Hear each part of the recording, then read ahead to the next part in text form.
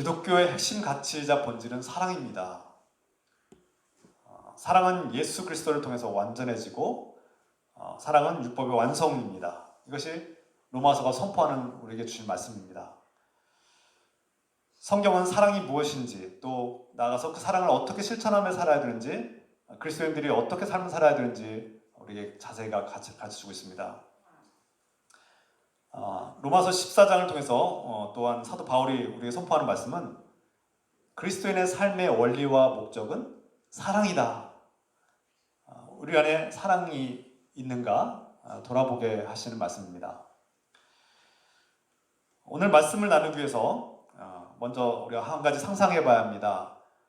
로마 교회, 처음 생긴 그 로마에 생긴 교회들, 그 교회들에겐 어떤 모습이었을까? 또 어떤 사람들이 모여서 하나님께 예배드렸을까? 우리가 생각해 볼 필요가 있습니다. 여러분 상상해 보십시다.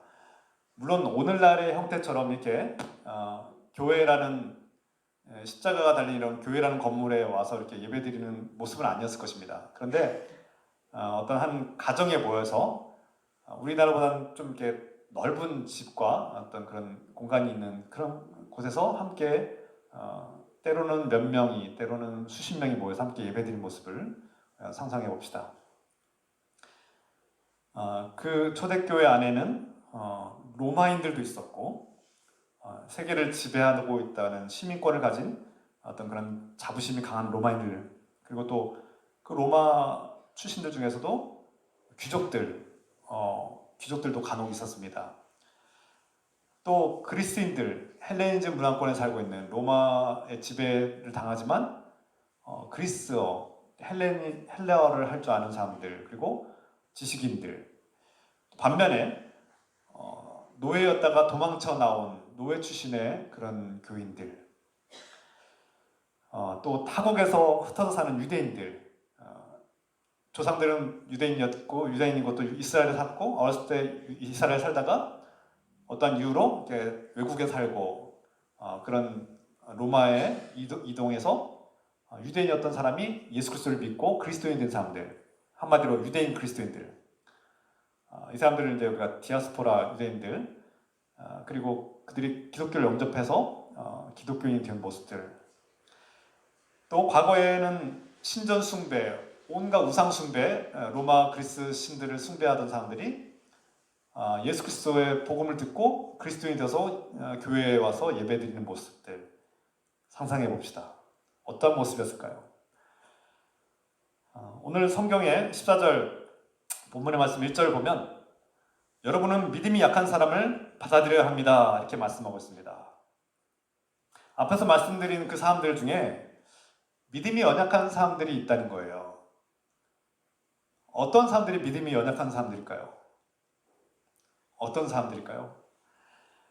바울은 믿음이 약한 사람들이 채소만 먹는다 그렇게 말씀하고 있습니다.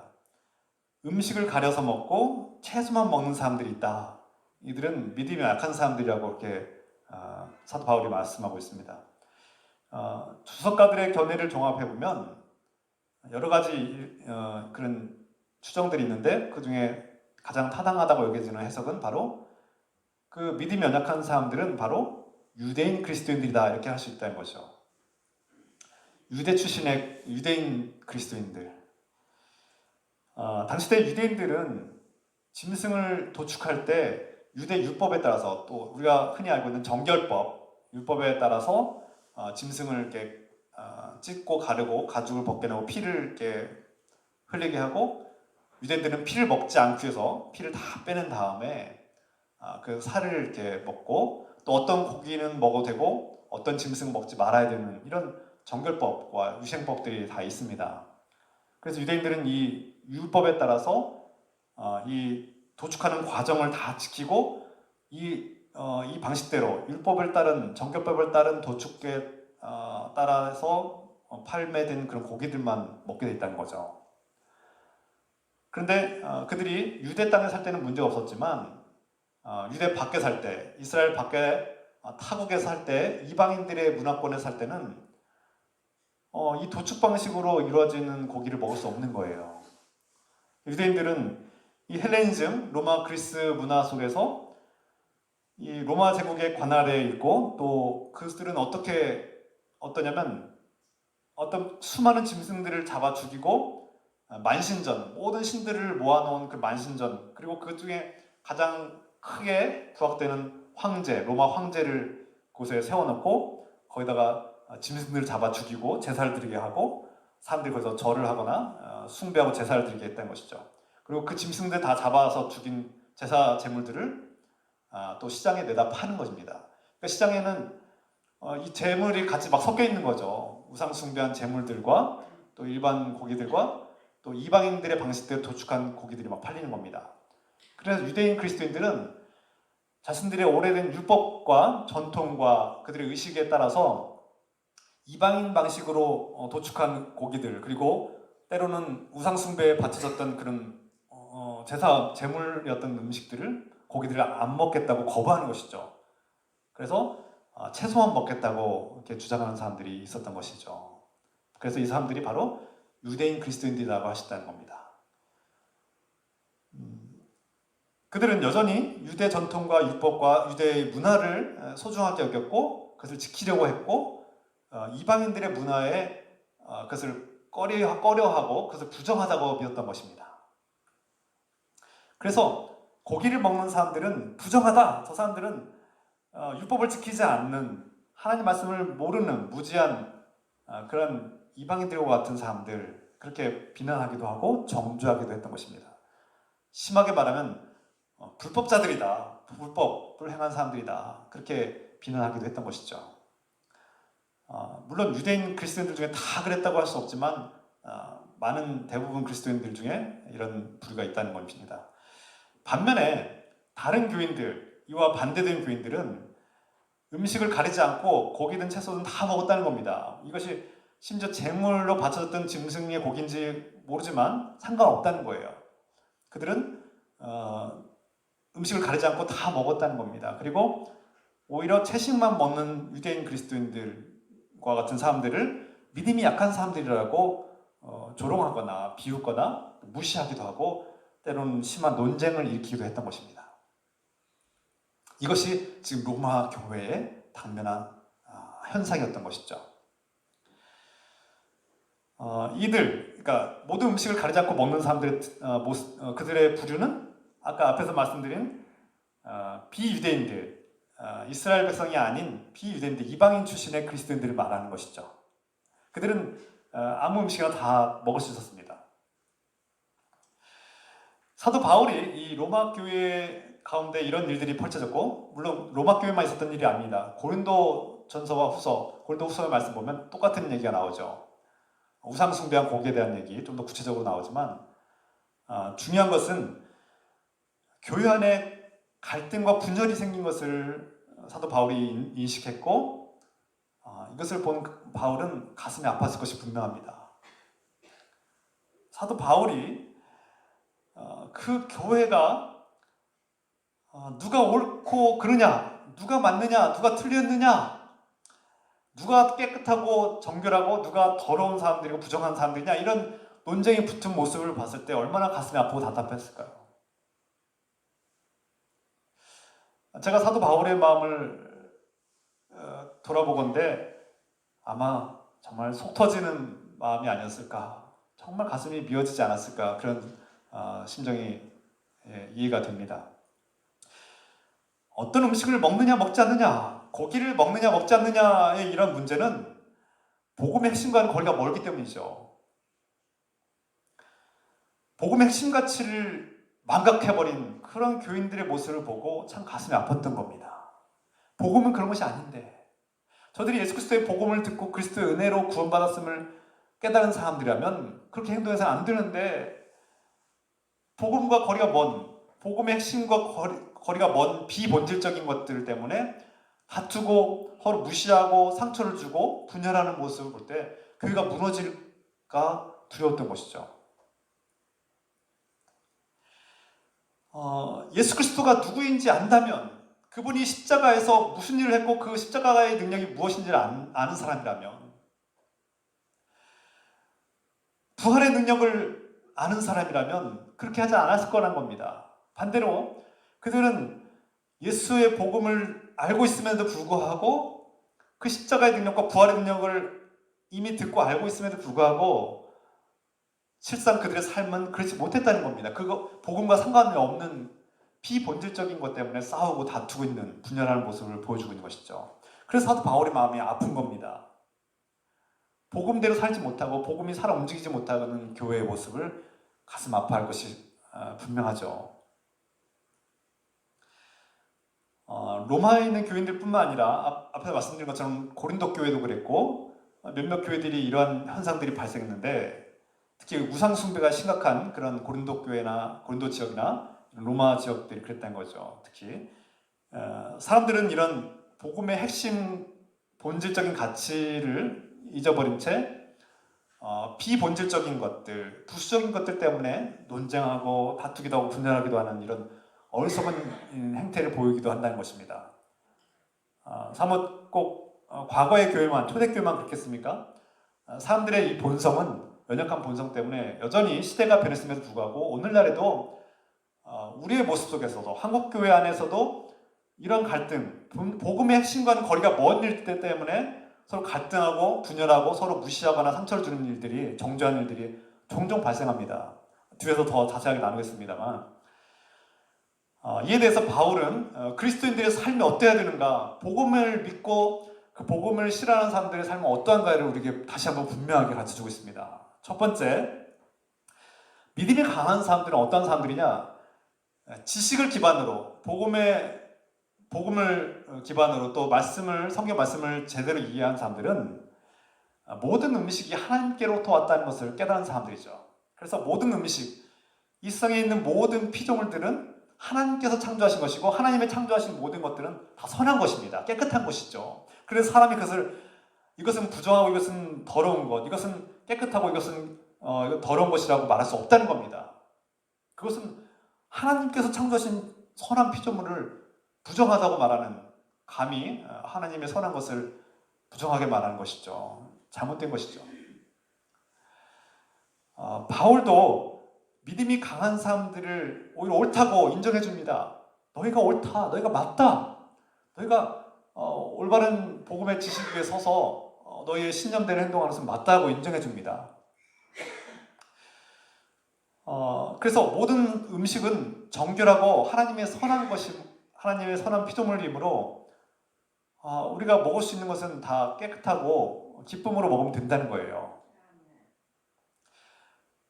예수 그리스도 안에서 우리는 신앙의 자유를 얻었기 때문에 그리스도인들은 음식을 가리지 않아도 됩니다. 모든 음식을 기뻐하고 감사함으로 먹으면 되는 것이죠. 이런 믿음과 확신을 가지고 다른 공동번역 성경에서는 신념이라고도 번역했는데 신념을 가지고 있는 사람들은 음식을 먹는데 신앙적으로 아무런 문제가 없습니다.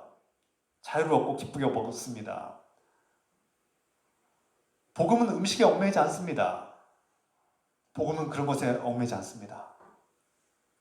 고기를 먹든 채소를 먹든 심지어 제사를 드린 제물이었던 음식을 먹어도 상관없는 겁니다.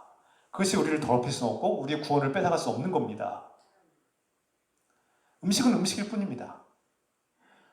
심지어 우리가 오늘 한국교회에서 특히 보수적인 성향을 가진 그리스도인들 중에는 음식에 대해서 민감한 분들이 있어요. 제사드린 음식은 먹지 말아야 된다. 또 알코올을 먹으면 큰일 나는 것처럼 죄를 짓는 것처럼 정죄하시는 분들이 있습니다. 그러나 원칙적으로는 물론 술 취하지 말라, 술을 경계하라는 말씀도 있지만 원칙적으로 알코올을 먹지 않느냐 이 문제는 복음과 상관없는 겁니다. 복음과 거리가 먼 얘기들이에요. 이런 것들로 논쟁하고 흥분하고 싸우고 분열할 필요가 없다는 겁니다. 본질에서 벗어난 거예요. 복음과 상관없는 일들이에요. 어떤 옷을 입느냐, 어떤 옷을 안 입느냐, 액세서리를 하느냐 안 하느냐, 이런 것들로 논쟁할 가치가 없는 거예요. 성경은 그런 게 아닙니다. 그런 것들로 서로 싸우고 아웅다웅하고 분열하고 에너지를 낭비하는 일은 참 복음과는 거리가 멀고 하나님의 뜻과는 거리가 먼 행동들이라는 것이죠. 화장을 하느냐 안 하느냐 이런 것들 중요하지 않은 겁니다. 물론 여러분들은 그렇지 않습니다. 성숙한 그리스도인들, 믿음이 강한 사람들이 이런 것들이 문제가 되지 않는다는 걸 알고 있습니다. 그래서 음식으로나 어떤 의복이나 어떤 우리의 어떤 것들은 복음과 상관없는 일들, 복음과 거리가 먼 일들, 이래도 좋고 저래도 좋은 일들이죠. 사도 바울은 그것을 말씀하고 있습니다. 두 번째, 그러나 사도 바울은 우리에게 중요한 말씀을 합니다. 믿음이 강한 사람들은, 곧 복음을 통해서 신앙의 자유를 얻은 사람들은 자신의 신앙의 자유를 절제할 줄 알아야 된다고 가르치고 있습니다. 믿음이 연약한 사람을 무시하거나 차별하거나 그들을 외면하지 말라는 겁니다. 오히려 그들을 받아들여야 된다, 그렇게 말씀하고 있어요. 받아들여야 된다. 프로스 람바노, 받아들이다. 이 받아들이다는 표현이 매우 중요한 표현입니다. 너희는 믿음이 약한 사람들을 받아들여야 합니다. 프로스 람바노, 곧 공동체의 가족으로, 형제 자매로 인정하고 받아들이십시오. 그리고 그들을 수용하고 존중해주고 배려하고 그들이 무너지지 않도록, 그들의 신앙이 흔들리지 않도록 지켜줘야 된다는 말씀입니다. 형식적으로 받아줄 뿐만 아니라 진심으로, 마음으로 그들을 받아주고 그들과 친구가 되라는 말씀이 바로 프로스 남바노라는 뜻입니다. 예수 그리스도가 죄인 우리를 있는 모습 그대로 받아준 것처럼 이때도 프로스 남바노라는 단어를 쓰죠. 주님께서 우리를 받아주신 것처럼 믿음이 강한 사람들은 믿음이 연약한 사람들을 받아줘야 합니다. 믿음이 약해서 채소만 먹는 사람도 하나님의 자녀이기 때문이죠. 하나님의 형상으로 지음받은 존귀한 존재이기 때문입니다. 세상 말로는 인권이 있는 사람들이죠. 인권을 존중해야 할 필요가 있습니다. 그리스도 안에서 그들은 우리의 형제 자매입니다. 가족입니다. 하나님께서 그들을 사랑하시기 때문에 우리도 그들을 존중하고 아끼는 것이 마땅하죠. 하나님께서 믿음에 연약한 자들도 하나님의 자녀로 삼아주셨습니다. 그들을 존귀한 자녀로 부르셨고 하나님 백성으로 삼아주셨습니다. 그것은 하나님의 주권으로 선택된 것입니다. 무엇보다 가장 중요한 것은 예수 그리스도께서 그들을 위해서 십자가에서 죽임당하셨습니다. 주님의 피값으로 사시는 영혼들입니다. 그들이 음식을 가려 먹고 채소만 먹는 것도 자신들의 이기심 때문이 아니라 하나님을 위해서 그렇게 하는 것입니다. 선한 목적이 있는 것이죠. 그러므로 믿음이 강한 사람들이 그 믿음이 연약한 사람들을 무시하고 업신여기거나 차별할 것이 아니라 그들을 인내하고 그들을 포용하고 받아들이는 것이 마땅합니다. 이것이 하나님의 뜻입니다. 세 번째, 누구도 하나님의 자녀를 비난할 자격을 가진 사람이 없습니다. 누가 감히 하나님이 택하고 하나님이 자녀로 삼으시고 하나님이 용납한 사람들을 정죄하고 비난할 자격이 있습니까? 누가 있습니까? 로마서는 우리에게 분명히 말씀합니다. 저 여러분 모두가 다 예외 없이, 한 사람도 예외 없이 다 죄인입니다. 하나님 앞에 죄를 짓지 않은 사람은 한 명도 없습니다. 누가 누구를 정죄할 수 있겠습니까? 우리 옛말에 머무든 개가 머무든 개를 나무란다고 하죠. 우리 자신이 누구를 비난할 자격이 없는 사람들인데 사도 바울은 말합니다. 네가 누군데 네 형제 자매를 판단하고 정죄하고 심판하냐? 하나님의 권한에 있는 사람을 우리가 무슨 자격으로 비난하고 정죄할 수 있습니까?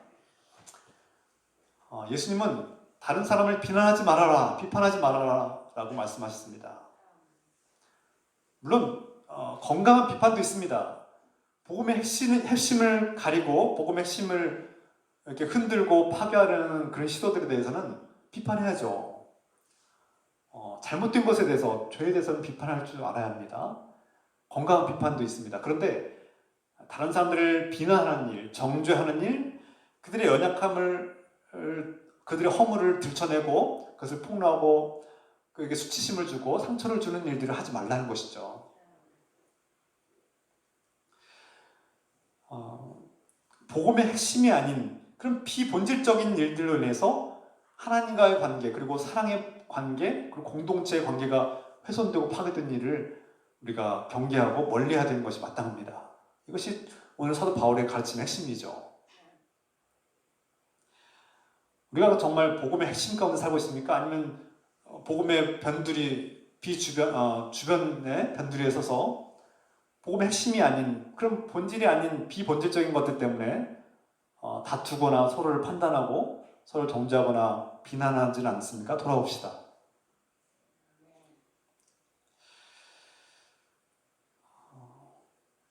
비본질적인 것들로 인해서 우리가 교회가 너무나 쉽게 갈등하고 서로에게 상처를 주고 때로는 정죄를 하고 누군가를 아프게 하고 있지 않는가? 그것은 건강한 교회 모습이 아닙니다. 그건 주님의 뜻과는 거리가 먼 일입니다. 그것은 자기 의를 드러내려고 하는 악한 의도에서 비롯된 것이라고 할 수 있습니다. 오늘 한국교회가 정말 복음 위에 있습니까? 복음의 핵심 가치, 그 사랑 가운데 나아가고 있습니까? 아니면 복음의 핵심과는 거리가 먼 비본질적인 것들 때문에 다투고 미워하고 갈라지고 분열하고 서로 으르렁거리고 싸우지 않습니까? 교회를 뛰쳐나가는 분들이 과연 복음 때문에 복음이 사라졌기 때문에 뛰어나갔습니까? 아니면 복음과는 상관없는 비본질적인 것들, 이래도 좋고 저래도 좋은 상관없는 일들 때문에 실망하고 다투다가 떠나갔습니까? 돌아봅시다. 정말 건강한 모습인지, 하나님 기뻐하시는 모습인지 우리가 돌아봅시다. 우리가 무엇 때문에 서로 사랑하지 못하고 섬기지 못하는가? 복음 때문입니까? 아니면 비본질적인 것들 때문입니까? 네 번째, 사도 바울은 우리에게 중요한 교훈을 가르칩니다. 주님께서 믿음이 연약한 자들을 존중하고 또 사랑하듯이 우리도 그들을 존중하고 사랑하는 것이 마땅하죠. 우리에게 사랑을 베풀고 우리를 존중하는 사람들을 사랑하고 존중하는 것은 쉬운 일입니다. 그런데 예수님께서 말씀하셨듯이 우리는 우리를 핍박하고 박해하는 사람들까지도 용납하고 사랑할 줄 아는 그런 사랑에까지 나아가야 합니다. 만왕의 왕, 위대한 왕이 보잘것없고 하찮게 보이고 연약한 사람들을 받아줬습니다. 그들을 하나님의 자녀라고 선포했고 그들을 백성이라고 그렇게 선포한 사람들입니다. 그러면 왕의 종들은 어떻게 합니까? 왕의 종들은 왕이 선대하고 환영하고 용납하는 사람들을 당연히 환영하고 용납하고 또 존중하고 아끼고 돌보는 것이 마땅하죠. 우리가 누군데 감히 형제 자매를 판단하고 심판하고 정죄하려고 합니까? 물론 여기서 저는 이 말씀을 묵상하고 준비하면서는 참 부끄러움을 고백합니다. 목사의 직분을 감당하면서 저는 알게 모르게 교인들의 신앙을 판단할 때가 너무나 많습니다. 그리고 믿음이 연약한 사람들을 판단하려는 유혹에 너무나 많이 빠질 때가, 노출될 때가 많습니다. 믿음이 연약한 사람들을 볼 때 참 때로는 너무 불쌍한 마음과 안타까운 마음도 들면서 또 때로는 그 잘못된 지식과 잘못된 오해와 복음의 본질과 하나님과의 사랑의 관계를 맺지 못한 상태에서 비본질적인 것들로 자기 의를 드러내기 위해서 막 싸우고 정죄하고 심판하고 비난하는 사람들을 볼 때 참 가슴이 아프고 고통스럽습니다.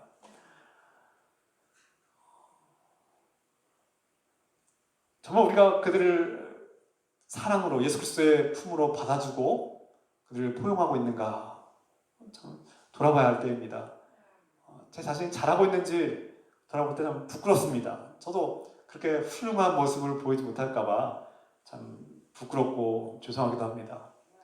근데 이 말씀을 들을 때 제가 순종하기로 합니다. 저 여러분들이 이 사도 바울의 말씀, 로마서의 말씀처럼 믿음이 연약한 사람들을 보고 우리가 그들을 정죄하고 심판하거나 업신여기거나 무시하는 것이 아니라 프로스 람바노, 받아주는 삶, 서로를 용납하고 배려하고 그들의 연약한 신앙을 지켜주려는 그런 마음이 우리에게 있는가, 그리고 그런 마음에 순종하려고 하는지 우리가 돌아봅시다.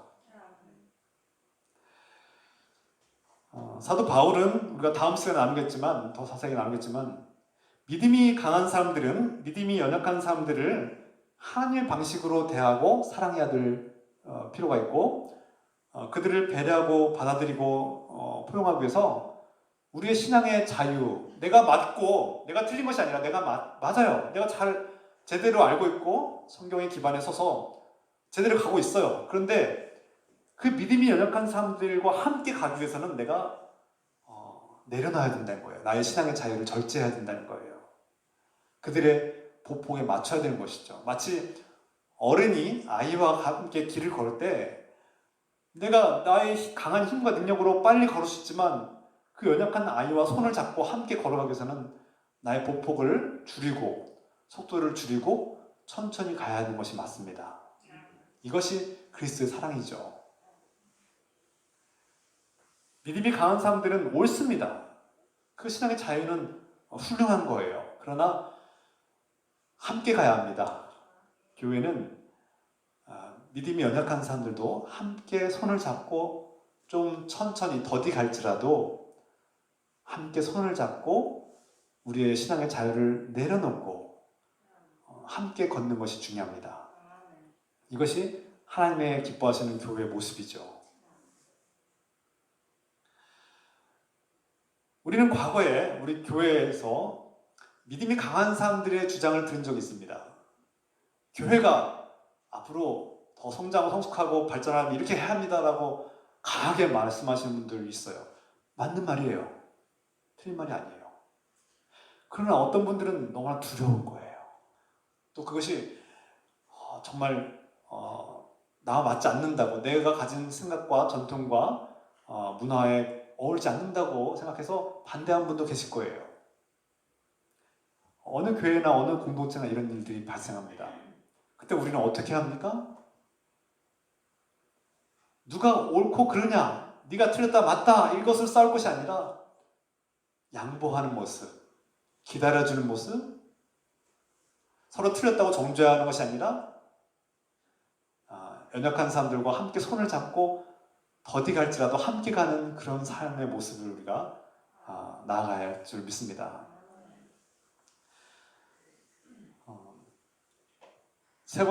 끝으로 우리는 바울의 가르침에서 그리스도인의 중요한 윤리를 배우죠. 이 바울의 핵심은 무엇입니까? 복음이 살아나는 것. 교회의 핵심은 복음이다. 예수 그리스도의 은혜. 그분이 십자가에서 우리를 자유케 하신 그 은혜. 모든 죄로부터 우리를 구원하신 그 은혜. 그리고 죽음을 이기시고 부활하신 그 능력.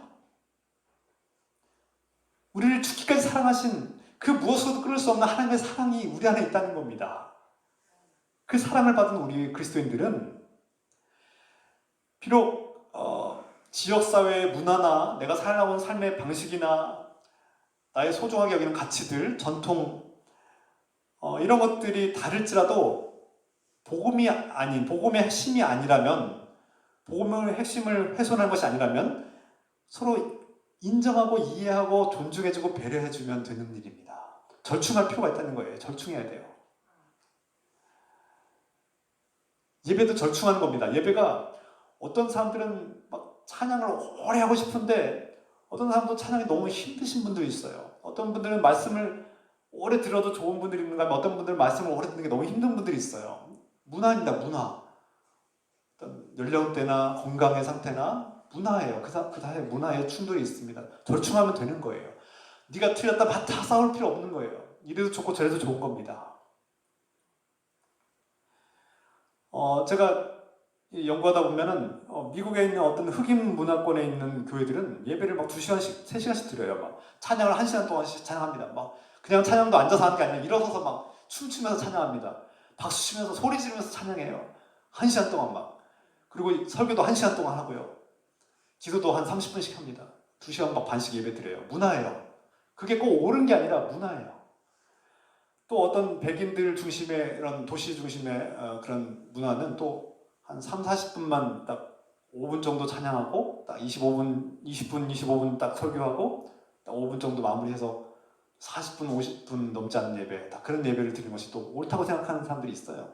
문화입니다. 예배 문화죠. 저들은 맞고 저들은 틀립니까? 아닙니다. 문화예요. 존중해주고 이해해주고 절충하고 이래도 좋고 저래도 좋은 겁니다. 복음의 핵심과는 상관없는 일이에요. 사도 바울의 목적은 믿음이 강한 사람들이 자신의 신앙의 자유를 절제함으로써 믿음이 약한 사람들을 보호해주고 포용하고 그들이 상처를 주지 말고 그들과 함께 가는 법. 결국 그래서 공동체가 함께 한마음 한뜻이 되어서 하나님을 예배하고 하나님을 기쁘시게 하는 그런 모습이 되라고 우리에게 가르치고 있는 것입니다. 여기에 목적이 있어요.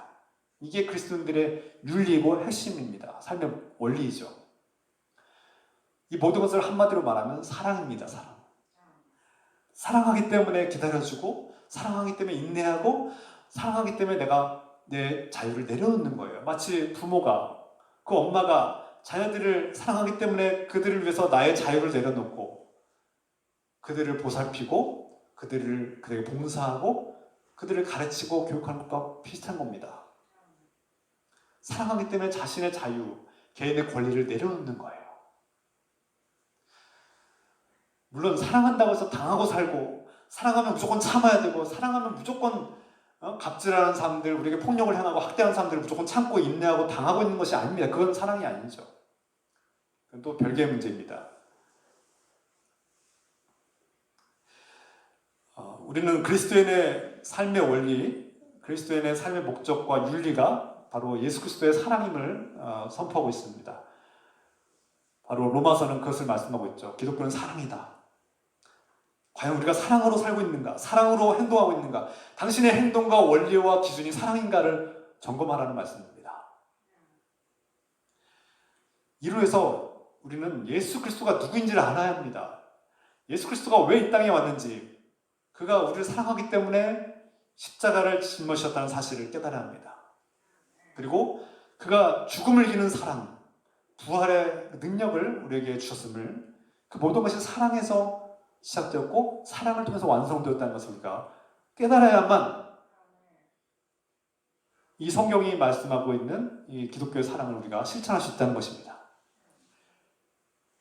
눈을 말씀드리지만 우리 인간은 참 연약한 존재들이죠. 감정적으로 참 연약합니다. 쉽게 무너지기 쉽고요. 조그만 오해만 있어도 서로에게 막 분노하고 화를 내고 공격하고 상처를 주는 사람들의 모습을 우리는 흔히 볼 수 있습니다. 하나님을 사랑한다고 말하지만 우리는 너무 쉽게 무너질 때가 많고요. 의심할 때가 많고 상대방의 삶의 모습을 정죄하려고 하는 유혹에 빠질 때가 많습니다. 인정하십니까? 저는 인정합니다. 제 모습이 그렇습니다. 그러나 하나님의 나라는 먹고 사는 것으로 결정되는 것이 아닙니다. 하나님 나라는 무엇을 먹느냐 마시느냐가 중요하지 않습니다. 하나님 나라는 성령 안에서 기뻐하는 것입니다. 평화를 누리는 것이죠. 정의를 행하는 것입니다. 그것이 하나님 나라의 핵심이죠. 오늘 말씀 마무리합니다. 오늘날 교회 안팎에서 우리는 종종 여전히 예수님을 믿는다고 하고 교회를 다닌다고 말을 하지만 이전의 습관, 예수를 만나기 이전의 습관을 버리지 못하고 여전히 세속적인 문화에 빠져 사는 사람들을 종종 만나고 또 경험합니다. 또 우리의 모습이기도 하죠. 주님을 믿는다고 하면서 여전히 점을 보러 다니는 사람들, 구슬을 하는 사람들, 여전히 미신을 믿고 숫자 4를 피해서 도망다니는 사람들, 7을 만나면 행운이라고 말하는 사람들, 여전히 숫자 13을 막 미신처럼 막 피하는 사람들, 별의별 신앙이 다 있어요. 풍수지리 일종의 일부분은 과학의 원리도 있지만 지나치게 풍수지리에 빠져서 막 미신처럼 믿는 사람들이 있어요. 숭배하는 사람들.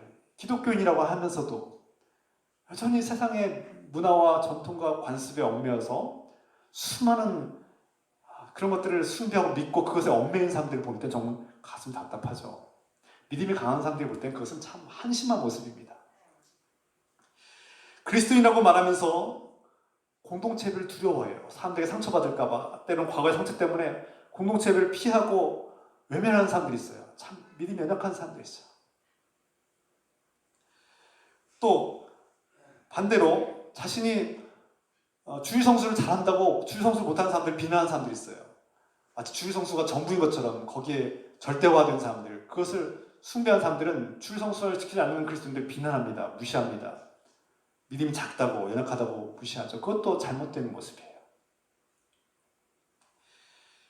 정죄하는 것은 더 큰 죄입니다. 다른 사람들의 형제 자매의 허물과 연약함을 정죄하고 심판하고 판단하는 것, 사도 바울이 더 큰 죄라고 말씀하고 있는 거예요. 우리는 사랑이 없기 때문에 일어나는 일이라고 말씀하고 있는 것입니다. 예수 그리스도를 믿는다고 말하면서 여전히 성경을 믿지 못하고 오해하는 사람들, 하나님은 우리에게 왜 고통을 허락하실까? 왜 이 세상에 하나님이 정말 살아계시다면 왜 악한 일들이 생길까? 이런 의문들은 가질 수 있지만 이것을 의심하고 하나님의 선하심과 하나님의 전능하심을 의심하는 사람들, 그리고 십자가의 능력을, 십자가에서 우리의 죄가 모두 사해졌음을 믿지 않는 사람들, 예수님 과연 부활하셨을까? 여전히 의심하는 사람들, 정말 믿음이 연약한 사람들이죠. 의외로 많이 있습니다. 우리는 그럼에도 불구하고 믿음이 강한 사람들은 이런 믿음이 연약한 사람들을 프로스 람바노 포용해야 합니다. 받아줘야 합니다. 이해하고 인내하고 존중해줘야 합니다. 그들도 하나님께서 부르신 자녀애들이고 그들을 위해서 예수 그리스도가 십자가에서 피를 흘리셨기 때문입니다. 반면에 성경의 지식이 충분하고 풍성한 지식의 근거로 신앙의 자유를 얻고 자신의 권리를 주장하는 그리스도인들도 있습니다. 믿음이 강한 사람들이 있죠. 이들은 때로는 진보적인 신앙을 가지고 있고, 그래서 보수적인 신앙을 가진 사람들을 때로는 무시하기도 하고 막 한심하게 보기도 하고 경멸하기도 합니다. 반대로 보수적인 신앙을 가진 사람들은 진보적인 신앙을 가진 사람들이 위험하다고, 저들은 교회를 망치는 사람들이라고 경계하고 때로는 비난하고 정죄하기도 합니다. 이게 한국교회에 여전히 팽배하게 일어나고 있죠. 심지어 정치적으로 싸우기도 합니다. 보수적인 사람들은 보수적인 교회에 가고 진보적인 성향을 가진 사람들은 진보적인 교회에 가는 사람, 이런 한국교회 현실을 봅니다. 뭐 어디 가나 있겠죠. 그리고 같은 공동체, 예수 그리스도의 공동체 안에서도 서로 진보적인 성향을 가진 사람들과 보수적인 성향을 가진 사람들이 싸웁니다. 다툽니다. 그런데 그 다툼의 원인들이 복음 때문이 아니라 복음의 밖에 있는, 복음과 별로 상관없는 비본질적인 것들 때문에 서로 비난하거나 심판하거나 다투고 정죄할 때가 많다는 거예요. 우리가 반성합시다. 회개합시다. 사도 바울은 복음의 본질을 회복하라는 것입니다. 비본질적인 것들 때문에 다투거나 싸우거나 화를 내거나 상처를 주지 말라는 것입니다. 이것이 그리스도인의 삶이 되어야 합니다. 당신이 누군데 하나님께서 택하시고 피값으로 사신 그리스도의 자녀들을 판단하고 정죄하고 심판하려고 합니까? 누가 당신에게 그런 권한을 주었습니까? 우리는 겸손해져야 합니다. 우리에겐 그런 권한이 없습니다. 하나님의 종들을 판단하고 비난할 권한이 없습니다. 우리에겐 그리스도의 사랑이 필요합니다. 우리의 행동과 판단의 기준과 근거와 목적은 바로 예수 그리스도의 사랑이 되어야 합니다. 우리 안에 이런 사랑이 있습니까? 우리보다 믿음이 연약한 사람들을 받아줄 수 있는 그런 사랑이 있습니까? 넉넉한 품이 있습니까? 돌아옵시다. 그리고 이제 누군가 나의 주변에 나보다 미숙한 지식을 가지고 정말 너무나 민감하게 흔들리고 있는 신앙인들을 볼 때, 정말 너무나 연약하고 민감해서 정말 불안해하고 두려워하고 조심하고 채소만 먹는 사람들과 같은 사람들을 만날 때 우리는 그들을 프로스 람바노 받아줍시다. 포용합시다. 이해하고 배려하고 기다려 줍시다. 좀 더디 가더라도, 내가 맞을지라도 당신은 틀렸어라고 말하지 않고 손을 잡고 더디 가더라도 천천히 갈 수 있는 넉넉하고 인내심 많은 그리스도인들로 살아갑시다. 이것이 하나님께서 기뻐하시는 모습입니다. 우리 늘기쁨교회 모든 성도들은 하나님을 믿는 사람들을 바라볼 때, 또 믿지 않는 사람들을 바라볼 때도 이런 프로스 람바노, 받아주는 마음, 너그러운 마음, 인내하는 마음, 존중하는 마음을 가지고 살아갑시다.